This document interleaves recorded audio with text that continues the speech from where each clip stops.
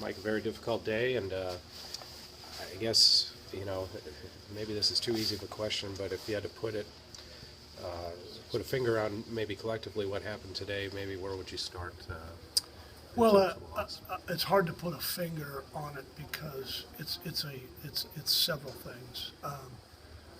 The first thing I'll say is I'm proud of this team. I think they fought. I think they competed. I think they fought till the end. And I really believe if there was another quarter, we would have won the game. I would say that we just didn't. They played better than us today. I know that's oversimplification, but that's what it is. I think we didn't block well enough. They blocked better than us. We didn't tackle well enough. They tackled better. We didn't catch well enough. They caught better. We didn't break up passes well enough. They broke them up. We didn't get takeaways. They did. And we turned the ball over today. And I got to give them credit.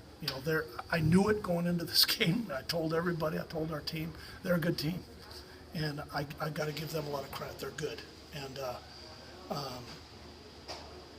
if I was, I know that wasn't putting a finger on it, but that's kind of just generally we didn't play well enough to win. Some uncharacteristic things today, and you mentioned the turnovers. Obviously, that really hasn't been an issue through most of the season, but it was today. A couple of them were, good plays by Western. A couple of them were, just some things that went wrong. Obviously that hurt you today. Yeah, turnovers killed us. I think we had too many must-have situations, and I think early in the game, I think there's some things that we can all learn from that. I think there's times where you can force it, times where you can't. But I love Mike Parrish. I wouldn't trade him for any other quarterback in the country. And we didn't run the ball well enough today and we didn't get enough on first down. So we put ourselves in a lot of must-have third downs. And when you do that too much, and they play some soft cover two, and it limits the things you can do, and they did a nice job. Yeah, and you tried to establish the running game against that, and obviously didn't have very much success, particularly in the first half. How much did that put you behind the eight ball in this game and kind of create some of those, third and need to plays that you ended up being in? Yeah, I think that's huge. We got to be able to, I've said that in the month of November, you got to be able to run the football, and you got to be able to stop the run. We didn't, like I talked about tackling. We got to tackle better. They tackled better. We didn't tackle well. You got to be able to stop the run in the month of November. You got to be able to run the football, and we didn't do those things today. Yeah, defensively, there was, on their big run early, there was some missed tackles there, and Kevin Beecham went for the pump fake on one of the other touchdowns. Yep. Defensively, there were moments, but it just didn't seem as sharp as it would normally be. Is that a fair assessment? I would say that's a fair assessment. We're capable of playing much better. Was there anything that clued you into the fact that this might not be a good day on the bus ride over or anything like that? No, not at all. We just, just didn't play. Just didn't play well. I didn't have anything that clued us in. The only thing, from the beginning, I was worried about this game because they're a really good team. And I think sometimes, and I tried to make the point that, the perception is that they were 4-7. So you look at 4-7 and that. But the problem is that they're a way better team than 4-7, just because this is a great league. Just like their coach Bob Nielsen said after the game, he said you guys should be in the playoffs.